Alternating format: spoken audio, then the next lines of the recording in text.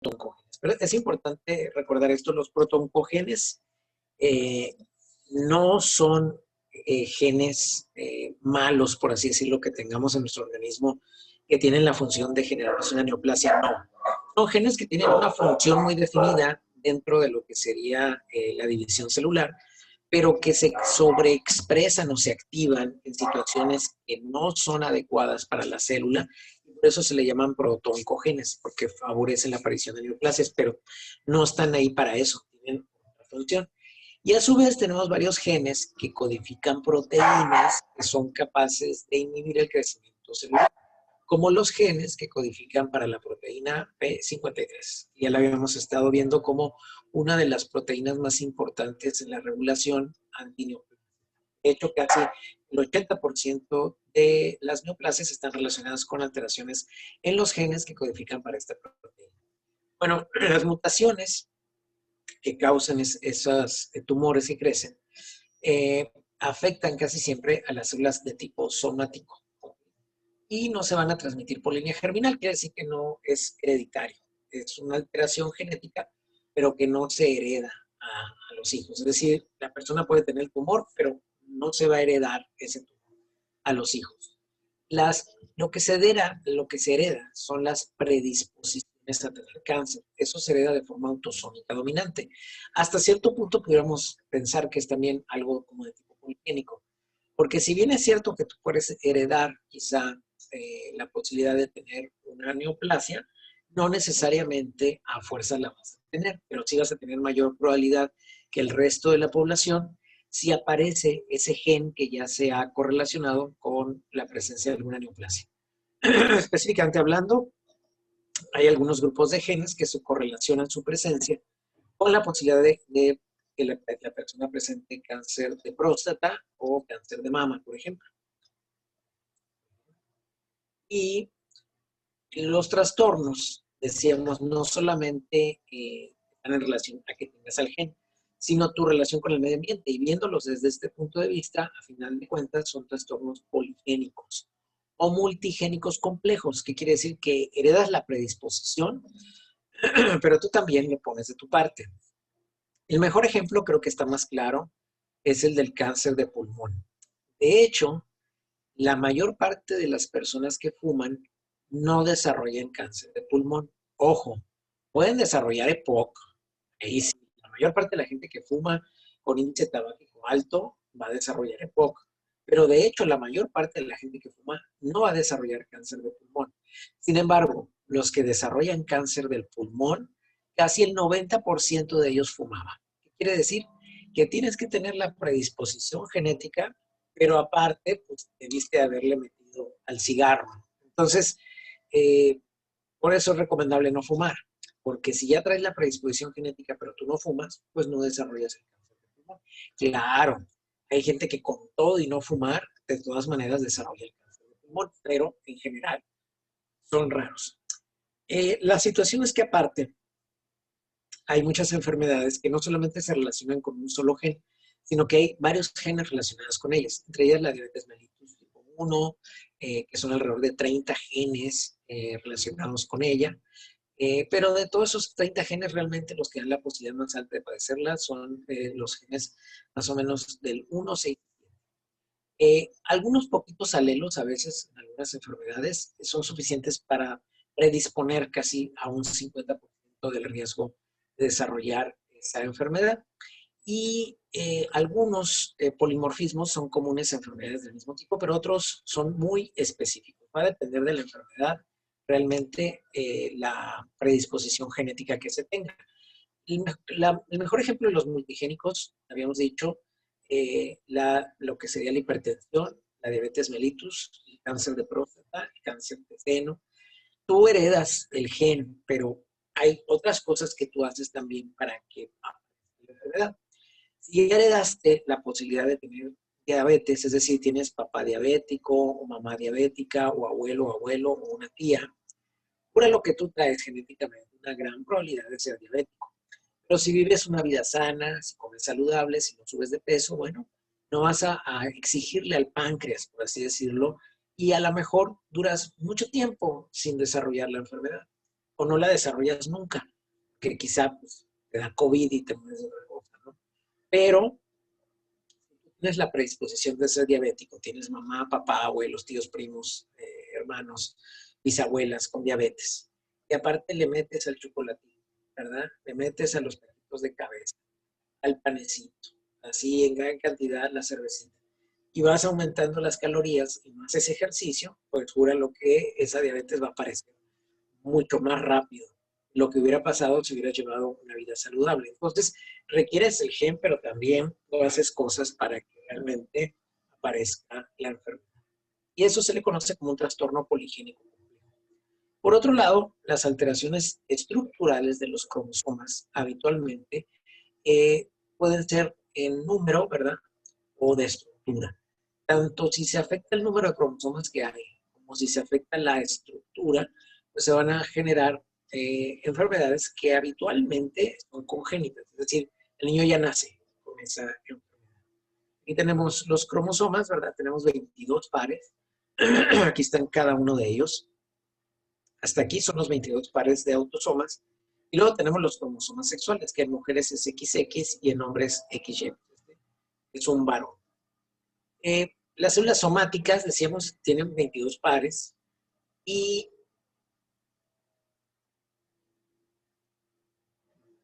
perdón, es que aquí afuera tengo a mis perros. Son los ruidos extraños. Bueno, las células somáticas humanas tienen 22 pares de autosomas. Es lo malo de hacer estas transmisiones en vivo. Tienen 22 pares de autosomas homólogos y hay dos cromosomas sexuales, ¿verdad? Que hemos dicho en mujeres XX y el hombre XY. Cualquier problema que afecte el múltiplo exacto, ¿verdad?, de cromosomas se puede llamar una euploidía. Pero si se produce, por ejemplo, un fallo a la hora de que la célula se está dividiendo y no se divide adecuadamente para tener la misma cantidad, ¿verdad?, de cromosomas en las células que van a generarse de ahí, lo que vamos a tener puede ser que una célula se quede con más cromosomas y otra que se quede con menos, ¿verdad? Inclusive una se puede quedar con un número de cromosomas normales y la otra con menos cromosomas. Y eso se puede llamar aneuploidía. Las causas habituales de que una célula se quede con menor cromosoma que la otra son generalmente una falla en la separación de los cromosomas, ¿verdad? Cuando se está dividiendo la célula. Y entonces esto generalmente ocurre por un retraso de la anafase, que ya es la última parte de la división celular.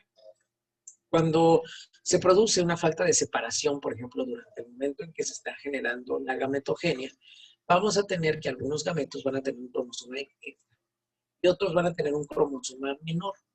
Entonces, cuando haya la fecundación, ¿verdad? Por ahí va a haber gametos, ¿verdad?, que van a ser trisómicos, es decir, van a tener de un cromosoma de más. Y otros van a ser monosómicos, ¿verdad?, un cromosoma de menos. Siempre es un problema en la última fase de la división celular, que es la anafase. Y el resultado, pues decíamos, es una célula que va a ser normal, punto, y otra que va a tener problemas de monosomía. En general, este tipo de alteraciones genéticas, las monosomías o las trisomías, aún pueden ser compatibles con la vida. Ya cuando la variación es más de 3, ya habitualmente se generan abortos, ya no son compatibles con la vida. Pero monosomías y trisomías todavía el niño puede nacer. Digo, sabrán, un insulto a su inteligencia. La trisomía 21, que es el síndrome de Down, pues es la más común de todas las trisomías y de hecho es el más común de los trastornos genéticos asociados a cromosomas. Y probablemente es donde más dinero se gasta en estos pacientes. Y creo que es una pregunta de algunos de sus compañeros al inicio de los trastornos genéticos.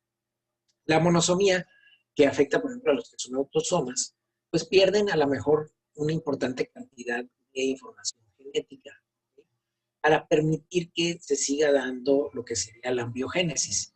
Pero cuando son problemas de trisomía, sí permiten la supervivencia. Decíamos, salvo la trisomía 21, que puede generar niños que curiosamente, a pesar de tener problemas del síndrome de Down, pudieran ser autosuficientes. Y es más, hay pacientes con síndrome de Down con, o sea, una capacidad intelectual que les permite trabajar y vivir, y dependiendo del mosaicismo, qué tanta penetrancia tiene el mosaicismo. Pero obviamente hay trisomías 21 con penetrancia que tienen retraso mental o que mueren en edades tempranas.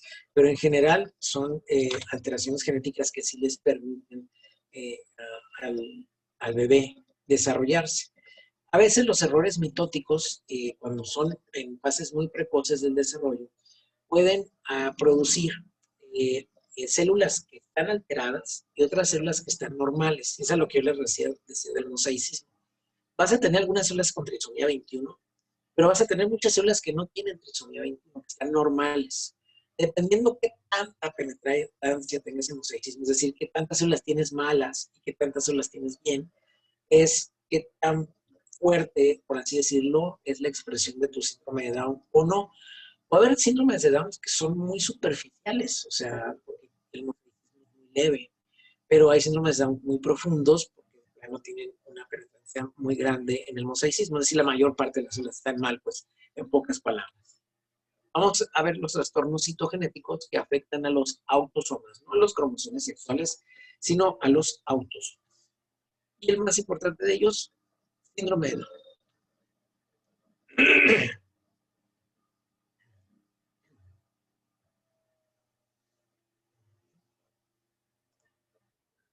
Hola, yo soy Pati, bienvenidos a mi canal. El día de hoy vamos a hablar sobre las 10 cosas que tienes que saber sobre el síndrome de Down.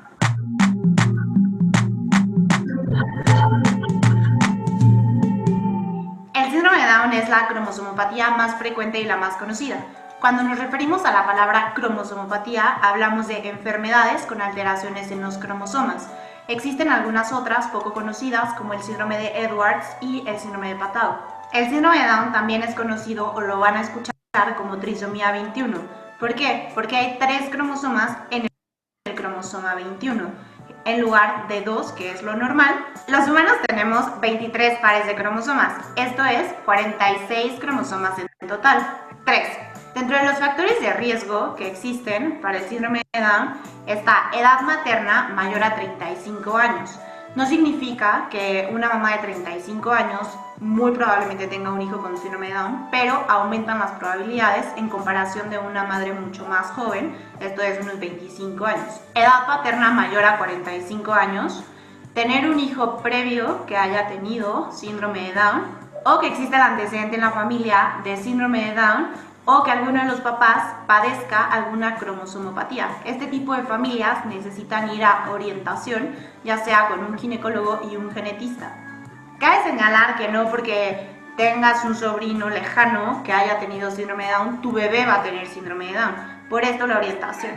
El diagnóstico se puede realizar in útero, esto es, aún antes de que el bebé haya nacido. Hay 2 pruebas que nos orientan más: el ultrasonido en los diferentes trimestres del embarazo, primero, segundo y tercer trimestre, y se complementa con pruebas bioquímicas. Muchas veces no porque en el ultrasonido se vea o exista la duda, se dice que el niño ya tiene síndrome de Down. Es por esto que es súper importante siempre hacer la correlación de ambas pruebas. Este tipo de pacientes tienen mayor riesgo de tener una cardiopatía congénita en comparación con la población general.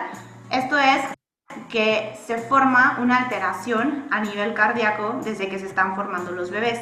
Tienen entre un 30 y un 60% de riesgo. 6. Las personas que tienen síndrome de Down tienen algo que se llama hipotonía. La hipotonía es una falta de fuerza en los músculos o que no tienen el tono que los músculos tienen normalmente. ¿Qué pasa? Que estos niños tardan mucho más en alimentarse que un niño normal. Cuando son bebés, tal vez un niño normal en una toma de biberón se tardaría 20 minutos. Un niño con síndrome de Down se va a tardar entre media hora, 1 hora. Y hay que buscar diferentes posiciones. Lo más importante es no desesperarse y, en caso de duda, acudir con un pediatra quien los puede orientar más al respecto. 7. Menos del 10% de estos pacientes llegan a tener un retraso mental severo. Se les debe de invitar a perfeccionar el lenguaje y a llevar un cuidado personal propio. 8.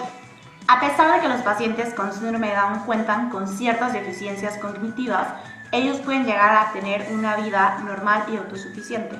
9. En las personas con síndrome de Down se da un envejecimiento temprano, alrededor de los 45 años, cosa que no pasa en el resto de la población. 10. En 1990 se hizo un estudio donde la esperanza de vida de los pacientes con síndrome de Down era entre 9 y 11 años. Actualmente se ha visto que son personas que pueden llegar a tener una vida hasta los 50 e incluso más. Bueno, estas son las 10 cosas que tienen que saber sobre el síndrome de Down. En los próximos días estaré subiendo más información al Bien, respecto. entonces, quedamos que es la trisomía 21 la característica genética del síndrome de Down. Viene acompañado de anomalías cardíacas y renales, sí. Así es, Alejandro. La tetralogía de Fallot es la más característica. Y bueno, aprovechando que también ese seguramente es un insulto a su inteligencia, váyanme poniendo en el chat qué características tiene la tetralogía de Fallot. Y bueno, el síndrome de Down, decíamos, es la alteración cromosómica más frecuente y genética más frecuente. De hecho, de todas las patologías que vamos a ver, por mucho es la más frecuente. Y es una de las principales causas de retraso mental. Y uno pensaría, bueno, no, pero el síndrome de Down pues es raro, ¿no? Pues mira, uno de cada 700 nacidos en Estados Unidos y en México es más o menos igual. O sea, la casuística en México es uno de cada 700. Que es lo mismo.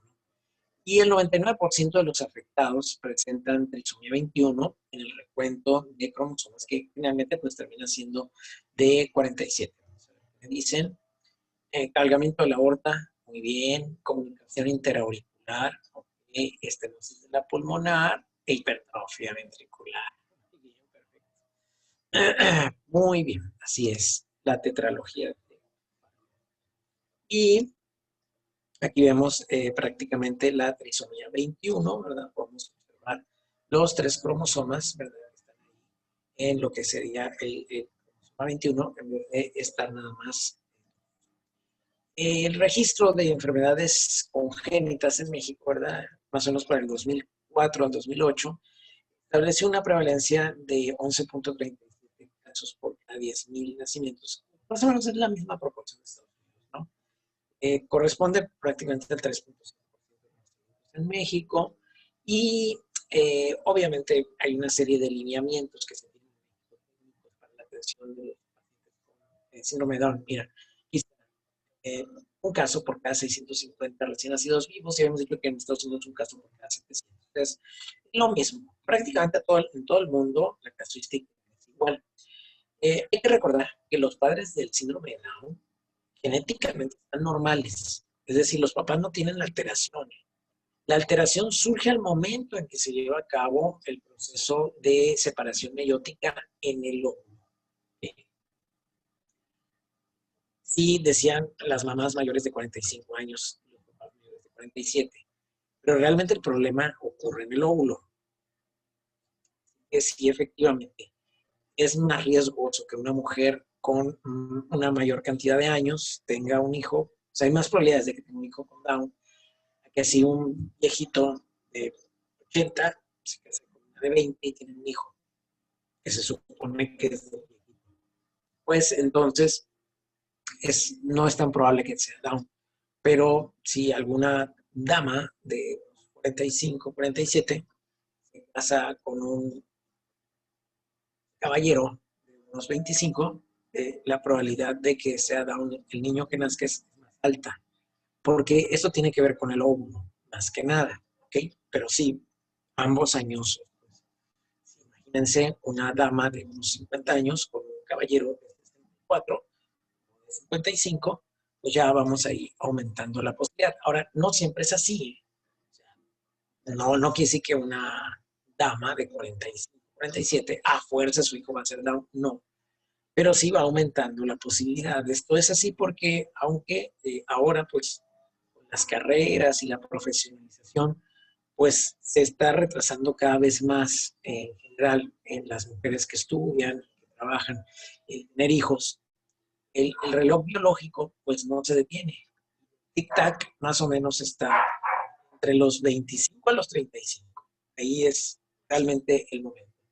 Y curiosamente, me ha tocado a mí que al ser un reloj biológico, sí surge la necesidad de repente, no de todas las mujeres, ¿no? Pero sí de algunas, pues de la inquietud de tener hijos. Más o menos es esa edad, y si se empieza a atrasar, pues da más ansiedad. Pero es lo ideal, porque ya pasando de esa edad, pues ya la posibilidad de malformaciones existen, pues, porque aunque nosotros ya podamos hacer la vida más adecuada mayor cantidad de años, pues biológicamente eso todavía no se extiende hacia. No hay una evolución todavía del proceso reproductivo. Adelante. A lo mejor con los años quizá veamos embarazos a los 50 que sean normales, pero ahorita realmente son embarazos de alto riesgo. Decíamos, uno de cada 1.550 nacidos vivos en mujeres menores de 20 años, frente a uno de cada 25 en mujeres mayores de 45. El riesgo evidentemente es mayor. Hay que recordar que un 1% de Down son mosaicos. Es lo que yo les decía, que quiere decir que tienen algunas células que están mal, pero otras que están bien. Y si la mayor parte está bien, entonces no están penetrantes, ¿no? Y pueden ser personas autosuficientes, que no requieran de una persona que los esté cuidando. Los que son mosaicos, que es el 1% nada más, son más leves y obviamente su afección depende del número de células afectadas. El nombre proviene del médico inglés John Langdon Haydon Down, o sea, de su apellido. Describió por primera vez en 1866 características particulares de algunas personas con retraso mental en hospitales psiquiátricos que tenían un pliegue especial en el interior de los ojos, con cierta semejanza a los orientales, ¿verdad? De ahí viene el nombre de mongolismo, que se refiere a ese país de Mongolia porque contiene los ojos, pero pues fue una situación que se empezó a hacer despectiva y como insultante, y bueno, pues ahora no es políticamente correcto, evidentemente, se le llama un niño pues, mongol, ¿verdad? Así es, Zaira nos dice que eso se llama pliegue del epicanto, efectivamente, un nombre. Entonces, pues evidentemente que no está políticamente correcto y menos para un médico llamarle a un niño con síndrome de Down que tenga mongolismo. No está bien. Es mejor referirnos directamente a un problema de trisomía 21. Y evidentemente sabemos que hay retraso mental. El problema del pliegue en el epicanto, como decía Zaire, mucha piel en el cuello, lo que sería esta línea simiana en lo que sería la palma de la mano. Afectación de trastornos congénitos como la tetralogía de Fallot, problemas como estenosis intestinal, hernias umbilicales, hipotonías y tiene una alta predisposición a la leucemia, que es la principal causa de muerte después de los trastornos cardíacos. Y pues tenemos aquí las características, ¿verdad?, de trisomía 21, XX más 21. Puede ser también problemas de translocación, 46, ¿verdad?, translocaciones en el cromosoma 14 al 21, o algunos tipos, 1%, van a representar mosaicismo, es decir, vamos a tener células normales con la trisomía 21 combinada. Hasta un 40% sufre de malformaciones congénitas y obviamente esos problemas del corazón, el osteoprimo, la comunicación interventricular, malformación de válvulas auriculares, comunicación interventricular, son responsables evidentemente de la principal causa de fallecimiento pues, de los pacientes con síndrome de Down antes del proceso de las leucemias. Y si sobreviven o las malformaciones cardíacas no son tan severas, bueno, el paciente puede sobrevivir, pero conforme sobrevivan más años, cada vez el riesgo de presentar leucemia aguda pues, es mayor. Son pacientes que tienen infecciones recurrentes, presentan alergia, muchos de ellos. No, varios pacientes con alergia con síndrome de Down. Y a pesar de todo esto que les ocurre a ellos, la vida media o la supervivencia, ¿no?, ha aumentado en nuestro país de forma dramática, pues gracias a los servicios de salud. En 1983, a ustedes se les va a hacer como la prehistoria, pero que no es tanto, pues más o menos los dan vivían 25 años, hasta ahí. Actualmente su promedio de vida es de 47 años. Está bien. Bueno, vamos a ver lo que es la leucemia aguda.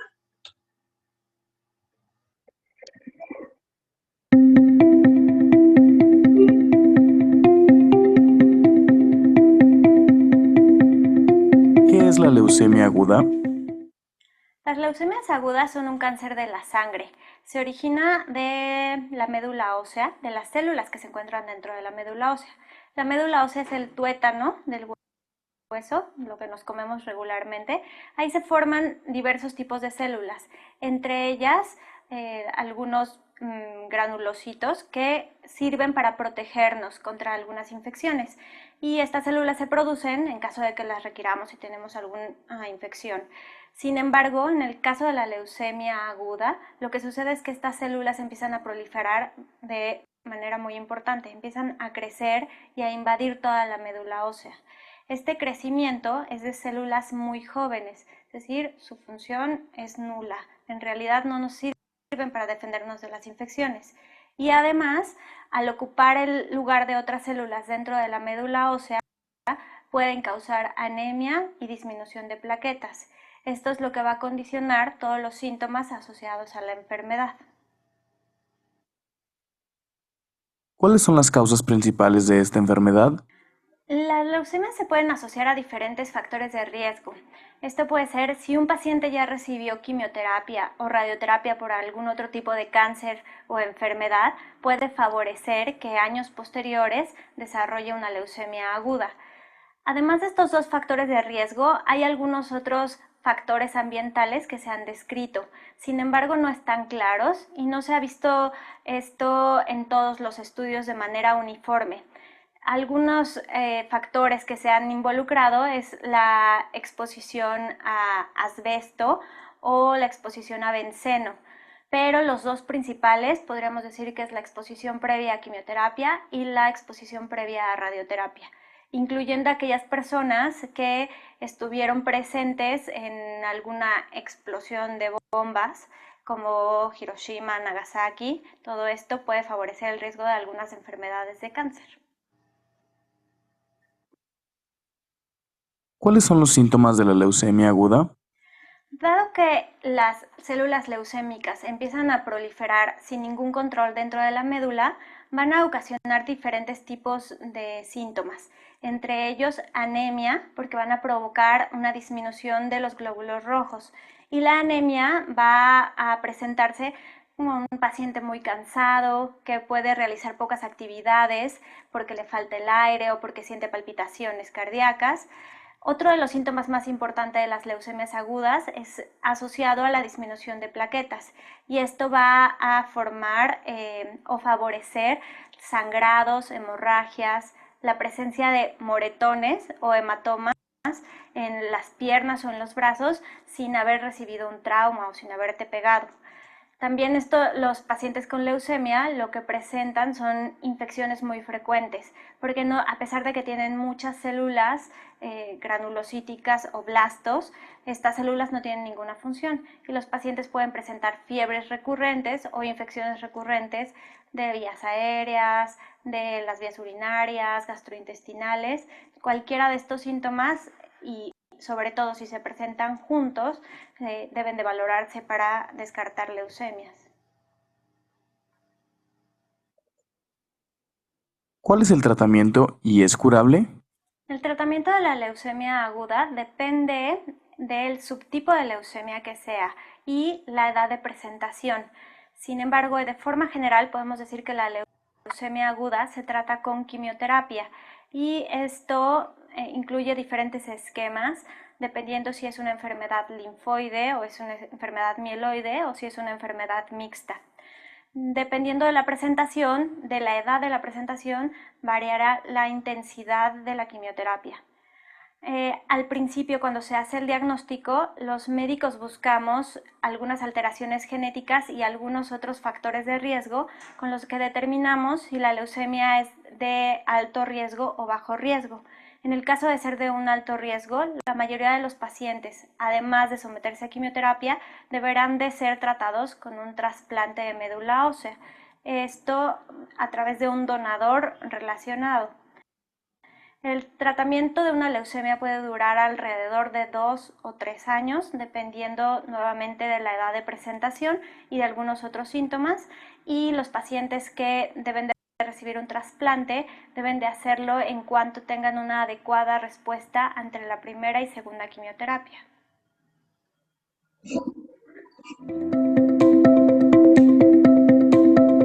Muy bien, dice Carla entonces que Hiroshima y Nagasaki, pero antes de Hiroshima y Nagasaki, pues más recientemente Chernobyl, ¿no? Cualquier exposición a radiación puede favorecer la aparición de una leucemia. Y por lo menos la mitad de todas las mujeres con síndrome de Down sí ovulan y son fértiles, eso hay que tomarlo en consideración. No así los niños Down. Los niños hombres Down generalmente son estériles, es decir, no pueden tener hijos. Casi de un 35 a 50% de los niños que nacen de mamás que tienen síndrome de Down pueden tener también síndrome de Down o otras dificultades a veces del desarrollo. Y pues decíamos, los hombres Down tienen índice de fertilidad pues muy disminuido y pues también tienen, si llegan a tener descendencia, tienen alta posibilidad de que su descendencia sea afectada. No se sabe a ciencia cierta, bueno, sacando los mosaicos, ¿no? El mosaicismo, que es el 1%. El resto que tiene ese retraso mental. No estamos seguros si lo entienden realmente lo que significa el acto sexual en toda su dimensión. Por lo que hay que tener mucho cuidado con esto de las parejas que no sean Down, con alguien que tiene síndrome de Down, porque si no hay ese entendimiento, independientemente de la mayoría de edad o no, pudiéramos estar hablando de casos seguramente de violación. Es un tema un poco complejo y controversial. La situación es que al ser niños especiales, habitualmente los papás los sobreprotegen mucho y tratan de pues que no tengan acceso a la información sobre una vida sexual. Por lo tanto, ellos en general no comprenden ni dobles sentidos, ni mensajes, ni miradas, ni insinuaciones que habitualmente entenderían los pubertos y ya los adolescentes y adultos. Ellos pues no es así, son finalmente mentalmente niños, entonces hay que tener cuidado con esa situación. Son de hecho niños muy cariñosos, muy amorosos, pero muy naive, por así decirlo, muy inocentes. En lo referente a la fertilidad, pues ya decimos, los varones rara vez son fértiles, aparte rara vez consiguen pareja pues para casarse, excepto los mosaicos. Pero sí hay mujeres con Down embarazadas y decíamos hasta un 35-50% tienen probabilidad de transferir la anomalía.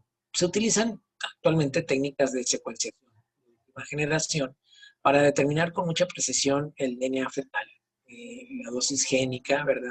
Los genes del cromosoma 21, y poder hacer un diagnóstico de tipo prenatal invasivo, generalmente con ultrasonido de alta definición.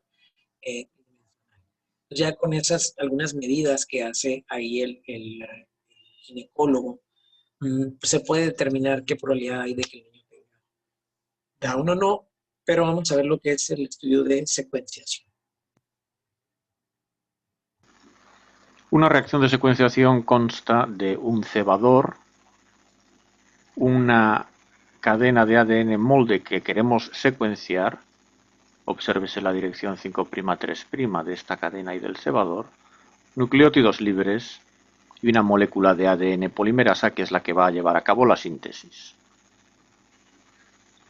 El cebador se une a la cadena molde por complementariedad de bases y la ADN polimerasa va a sintetizar ADN extendiendo el cebador a partir de su extremo 3', incorporando los nucleótidos complementarios a cada una de las posiciones de la cadena molde que queremos secuenciar. La reacción comienza cuando los nucleótidos se van incorporando por acción de la polimerasa a la cadena molde que se quiere secuenciar. En la mezcla de nucleótidos hay algunos que están marcados con un fluorocromo y a su vez terminan la síntesis de la cadena. Cuando uno de estos nucleótidos se incorpora, la extensión de la cadena se termina, como sucede en este caso con esta adenina que va marcada con un fluorocromo específico y que termina la cadena. Lógicamente hay 4 tipos de moléculas terminadoras, cada una de ellas marcadas con un fluorocromo distinto. De manera que al final de la reacción tenemos cadenas que han sido extendidas en todos los posibles tamaños, cada una de ellas terminada por un fluorocromo distinto. Así se pueden obtener lecturas de unos 500-800 nucleótidos de longitud. Todos estos fragmentos hay que introducirlos después en un aparato especial, un secuenciador, que hace una electroforesis en un capilar para separar cada uno de estos fragmentos por tamaños, de manera que los fragmentos más pequeños migran más rápido que los fragmentos de tamaños mayores. Esto lo vemos aquí ejemplificado muy bien con todos los fragmentos que hemos obtenido al ir leyendo esta secuencia molde, cada uno de ellos terminado por un fluorocromo distinto. Cuando todos estos fragmentos se introducen en el capilar donde tiene lugar la electroforesis, la migración es distinta. Los fragmentos más pequeños avanzan más rápido que los fragmentos mayores. Por tanto, llegan antes al final del capilar, donde hay un láser que excita los fluorocromos, que emiten una luz en una longitud de onda distinta, y de esta forma podemos ir viendo la secuencia de nucleótidos que se han ido incorporando en la reacción, que no es otra que la secuencia complementaria a la de la cadena molde original que queríamos secuenciar. Al final obtenemos archivos de este tipo con una gran cantidad de picos que indican la secuencia de nucleótidos de la molécula original. Muy bien, que de hecho es la forma en que se hace el PCR-RT con primers para determinar la presencia o no de la cadena de aminoácidos característico de COVID-19. Se utilizan primers, que son básicamente cadenas de aminoácidos que componen algunas estructuras del COVID, desde lo que sería la proteína spike o el material genético del COVID, cadena de DNA o RNA. Y se utiliza también este fenómeno de secuenciación por una RNA polimerasa. Este es un efecto de transcriptasa inversa, el PCR-RT. Y es por eso que muchas veces los pacientes ya no tienen infección, pero el primer sigue detectando secuencias de aminoácidos que corresponden o que pudieran corresponder al virus, pero que realmente son secuencias que quedaron ahí nadando, por así decirlo, en la sangre del paciente después de que los virus fueron eliminados o quedaron todavía ahí en el tejido.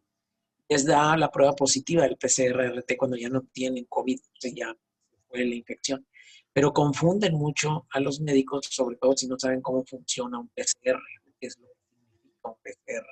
Es básicamente las vueltas del primer. Y ustedes van a ver esas hojas donde les dice positivo o negativo y se ve de color verde y luego se ve de color rojo y luego vienen unos números abajo que dice 10, 20, 30, 40 y de repente les dicen positivo a 40.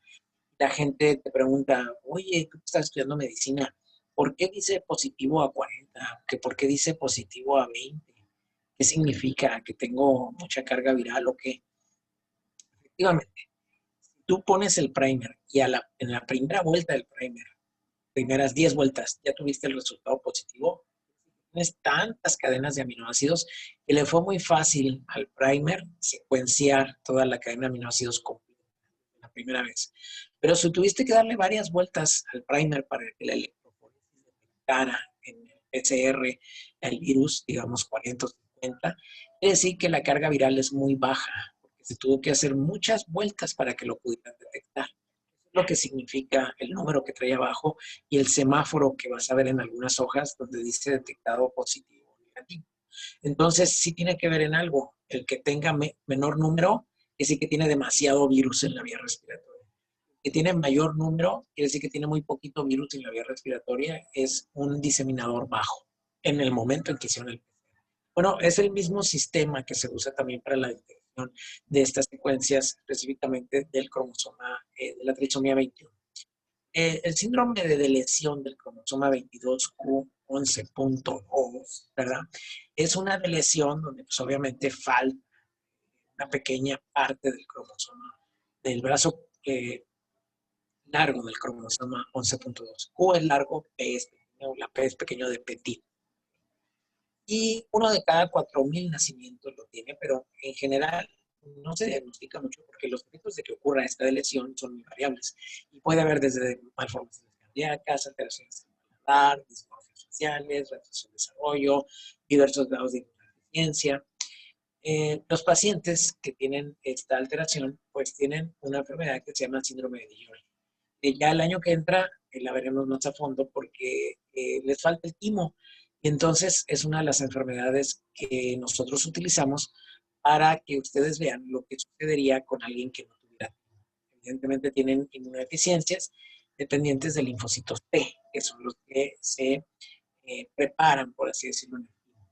Tienen también trastornos de la línea media, como hipoplasia de paratiroides, hipocalcemia, malformaciones cardíacas y faciales leves, síndromes velocardiofaciales, nariz prominente, retrognatia, labio y paladar hendido, y discapacidad para aprender. Y pueden ser pacientes los de George que vivan hasta los 25 años. Son trastornos congénitos que permiten la vida a largo plazo. En algunos pacientes les da esquizofrenia y otros tienen trastornos bipolares. Aquí tenemos entonces los trastornos citogenéticos que están relacionados con los autosomas, síndrome de Down, síndrome de George y lo que sería el síndrome velocardiofacial. Por otro lado, tenemos también trastornos citogenéticos que pueden afectar a los cromosomas sexuales. Generalmente, las enfermedades genéticas que se asocian a cromosomas sexuales son mucho más frecuentes que las aberraciones de los autosomas. Puede haber también igual exceso o pérdida en cromosomas sexuales y habitualmente se toleran mucho mejor que los parecidos a los autosomas. La diferencia en la presencia de que haya síntomas o no cuando hay una alteración en los cromosomas sexuales, pues va a depender de la ionización o inactivación de todos los cromosomas X, ¿no? Y de la modesta cantidad de material genético que comprende el cromosoma Y. La verdad es que el cromosoma Y está ahí nada más para que tengamos los órganos sexuales masculinos, prácticamente. No tiene prácticamente ninguna otra información. Es, si lo tuviéramos que ver evolutivamente, casi un defecto de la evolución. En cambio, el cromosoma X, ambos contienen una gran cantidad de información. El hecho de que se llegue a perder uno es muy grave. Es decir, el cromosoma Y no es tan grave que se pierda. Sí, es feo, pero es la realidad. Y el efecto de ionización o inactivación se refiere a que es tanta la información que tiene el cromosoma X que las mujeres no tienen los dos cromosomas X funcionando al mismo tiempo. Tienen uno apagado y uno prendido. Porque si los funcionaran al mismo tiempo sería una catástrofe, porque se apoderarían del mundo inmediatamente. En cambio, los hombres siempre lo tenemos que tener funcionando porque es lo único que tenemos. Porque el Y nomás no compensa absolutamente nada de esa falta de información. Y de aquí viene la hipótesis de Lyon, por eso se llama ionización, que solo uno de los cromosomas X es activo a nivel genético. Es una realidad, ¿no? Es comprobada, es una ley. El otro cromosoma X, que puede ser materno o paterno, sufre en el núcleo una heteropignosis y se vuelve inactivo. Actualmente y curiosamente se supone que esa activación o inactivación es aleatoria, pero casi siempre cuando existe un defecto genético, el cromosoma X que se apaga es el que tiene el defecto genético. Muy curioso, pero así es. Todas las mujeres, todas son mosaicos. Es decir, van a tener la mitad de sus cromosomas X maternos inactivos y activo el paterno, y la otra mitad de sus células con el cromosoma X paterno activo e inactivo el materno. Todas las mujeres son mosaicos, todas. Los hombres no podemos ser mosaicos, pero todas las mujeres, todas son mosaicos. Y a final de cuentas, tienen esa inactivación, decíamos, porque si no, tendrían una cantidad de genes activos, o sea, una información genética activa mucho más del doble de capacidad de la que tenemos los hombres. No sé si eso. Por eso en muchas ocasiones a veces se demuestra claramente. Pero la existencia de un solo cromosoma Y es suficiente para condicionar sexo masculino. Si aparece el cromosoma Y, ya, hombre, inmediatamente. Es tan fuerte esa aparición del cromosoma Y que es dominante, a final de cuentas. Como quieras que lo veamos, evolutivamente los hombres somos una especie de los humanos mutada. Así es. O sea, en algún momento de la evolución probablemente todas fueron mujeres. Y luego de repente vino una mutación y voilà, aparecimos nosotros, los hombres. Muy bien. Vamos a ver lo que es la inactivación del cromosoma X.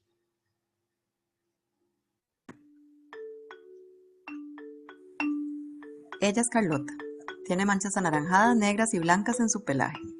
Esto es debido a un fenómeno genético que se conoce como inactivación del cromosoma X. Los cromosomas sexuales en los mamíferos son el X y el Y. Como podemos ver, el cromosoma X es mucho más grande que el cromosoma Y. Además, mientras que el cromosoma Y tiene unos 200 genes que no son indispensables para la vida, el cromosoma X tiene más de 2000 genes. En las hembras de los mamíferos, incluyendo a las mujeres, el genotipo para los cromosomas sexuales es XX, es decir, el óvulo y el espermatozoide que dan origen a una mujer, ambos llevaban un cromosoma X y todas las células de su cuerpo tienen 2X. Mientras tanto, los hombres tienen genotipo XY. El espermatozoide que les dio origen llevaba el pequeño cromosoma Y.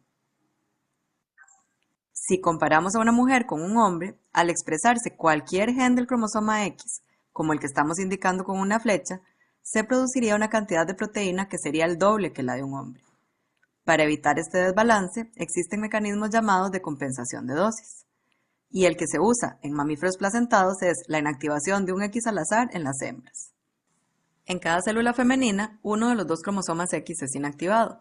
El cromosoma sigue estando en la célula, pero no puede expresarse, está en silencio. En algunas células se inactiva el cromosoma X que fue heredado por la mamá, y en otras células se inactiva el X que fue heredado por el papá. La decisión de cuál cromosoma inactiva cada célula se toma al azar. Volvamos ahora a Carlota y sus parches. Lo que sucede es que uno de los genes que controla la pigmentación en gatos está en el cromosoma X. Existen dos versiones o alelos, uno para color anaranjado y uno para color negro. La aparición de manchas blancas es controlada por otro gen al cual no nos vamos a referir en este momento. Entonces Carlota es lo que se conoce como un mosaico. Esto lo podemos observar porque Carlota es heterocigota para ese gen. Cada uno de sus cromosomas X tiene un alelo distinto. ¿Qué sucede en los parches con pelaje negro? En estas células, el cromosoma con el alelo anaranjado está inactivo y se expresa el alelo para color negro en el cromosoma activo. En los parches anaranjados está ocurriendo lo inverso. El cromosoma con el alelo negro está en silencio y el cromosoma con el alelo anaranjado se está expresando. Entonces, aunque no siempre lo podamos ver, las hembras de los mamíferos son todas mosaicos para la expresión de los genes del X. El caso de los gatos es especial porque la presencia de un gen para color de pelaje en el cromosoma X nos permite ver externamente el resultado de la inactivación. Y por último, la próxima vez que encuentren un gato con un patrón de color como el de Carlota, pueden estar seguros de que se trata de una hembra.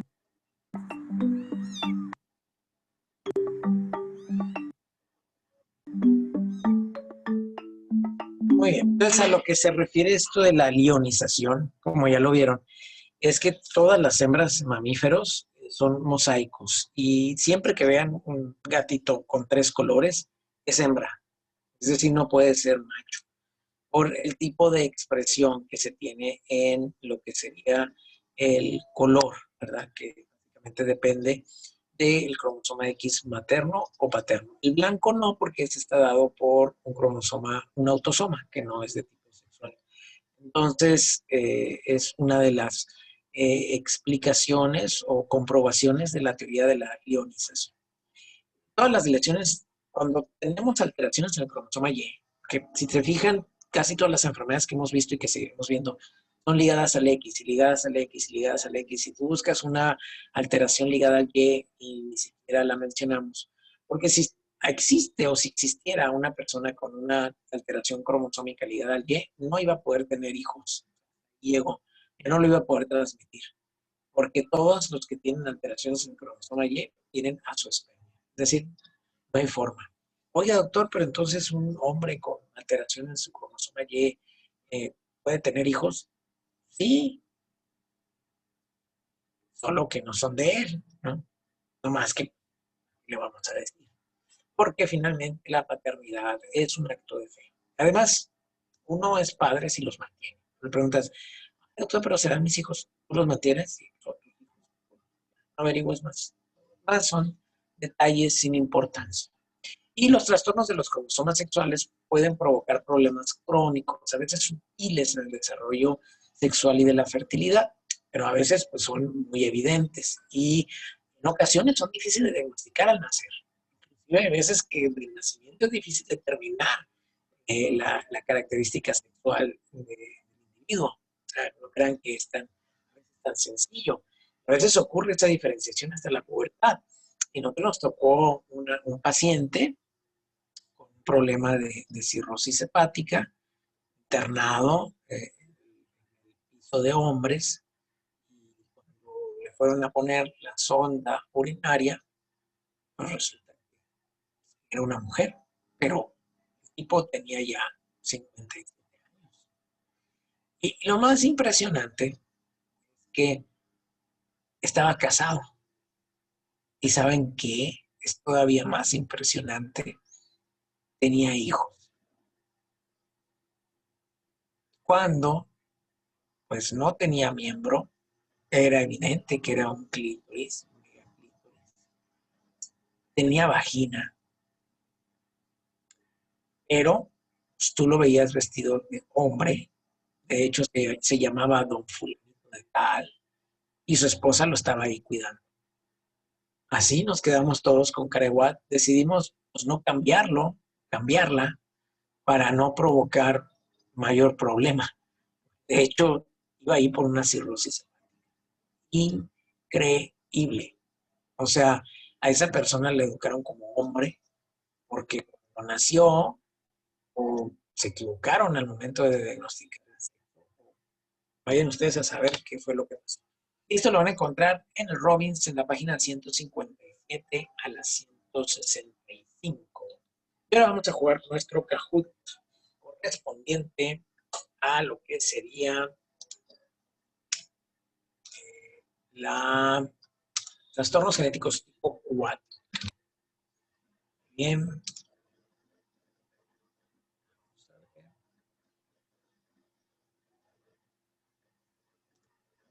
No sé si mientras tengan alguna pregunta, duda o comentario de trastornos genéticos.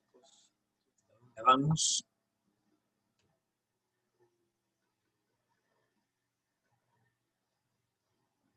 Muy interesante.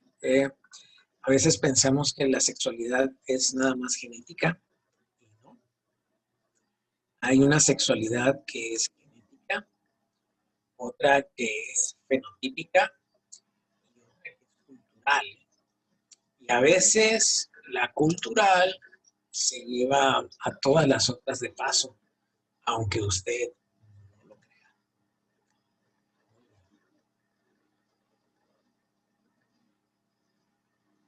Entonces, trastornos genéticos.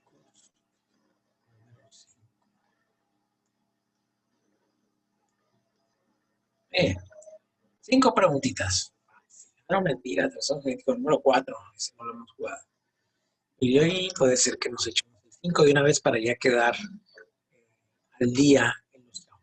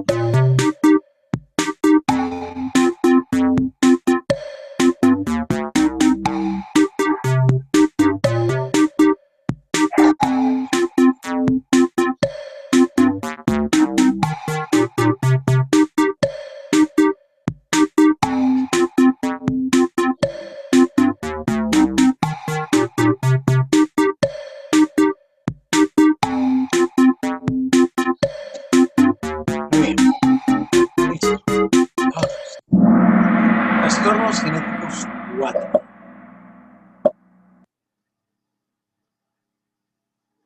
Tratamiento.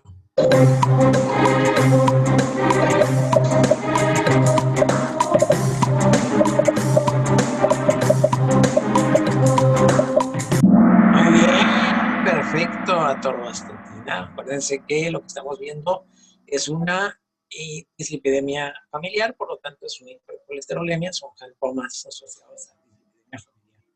Muy bien, así es, atorvastatina. ¿Por qué le dan Montelukast? Montelukast es para el asma. Todavía el alopurinol, muy de acuerdo, que se hubieran confundido con una gota. Adriana Bussani. O Bussani.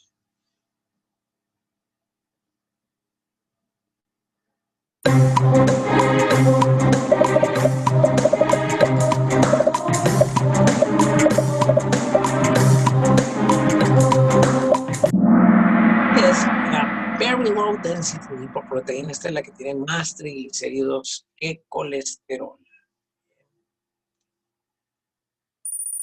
Alberto Río.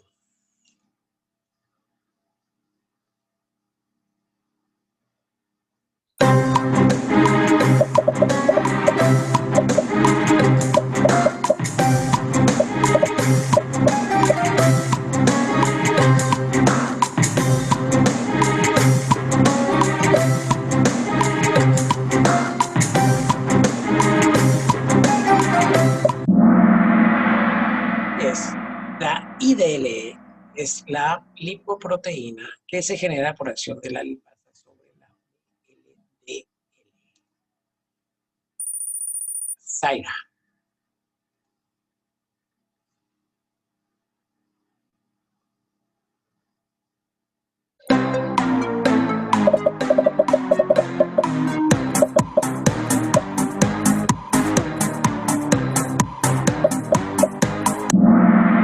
La lipoproteína LDL es la que se va a generar o se internaliza más bien en el hepatocito por medio de un receptor. Esta es la que genera la hiperlipoproteinemia familiar. Hiperlipidemia familiar.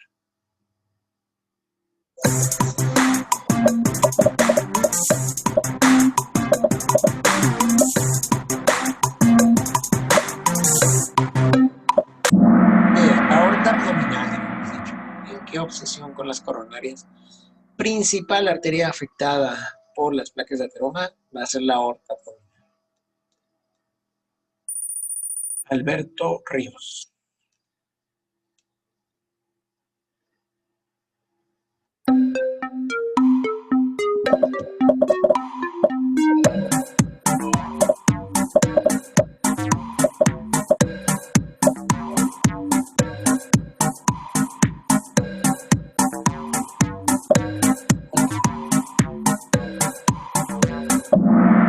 Esa ya había venido antes, ¿eh? Ya habíamos dicho que Marfan es estructural, es una deficiencia de la fibrilina que da como resultado una alteración de la colágena, todas las características del Marfan, pero no es acumulativo.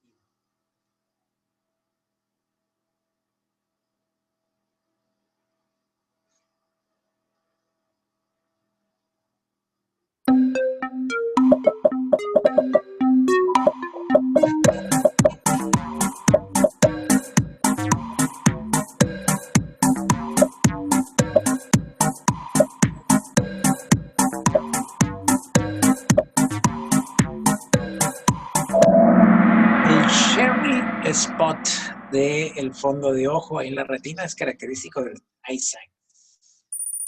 Aranza.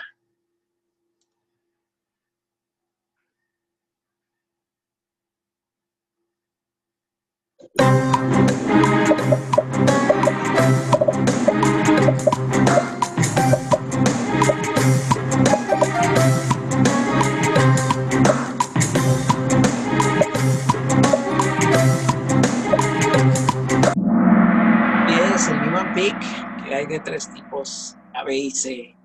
Ya lo hemos visto también. Aranza.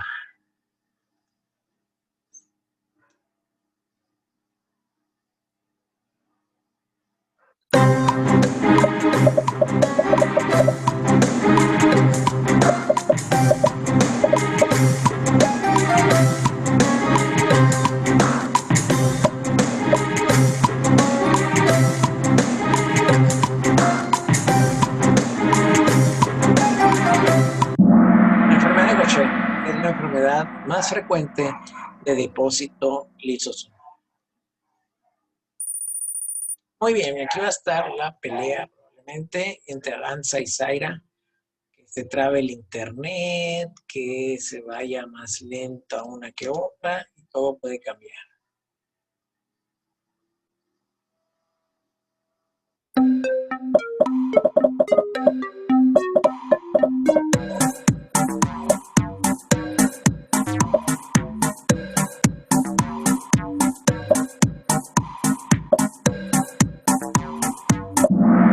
Muy bien, mucopolisacáridos.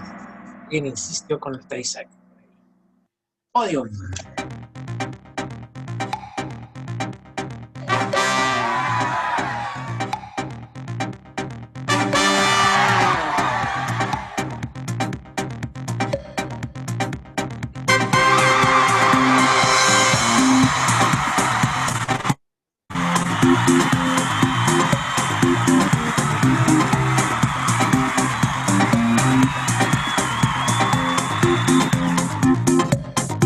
Muy bien, y por falta de tiempo, ya no vamos a poder hacer el otro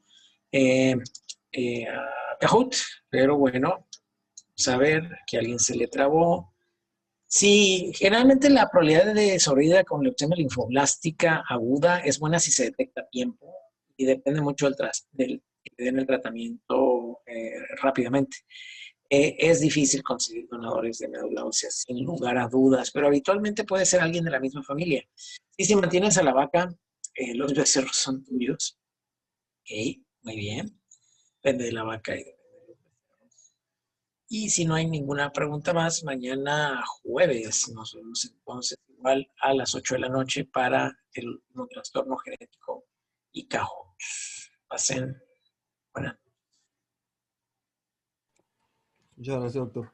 Que tenga buenas noches. Gracias, doctor.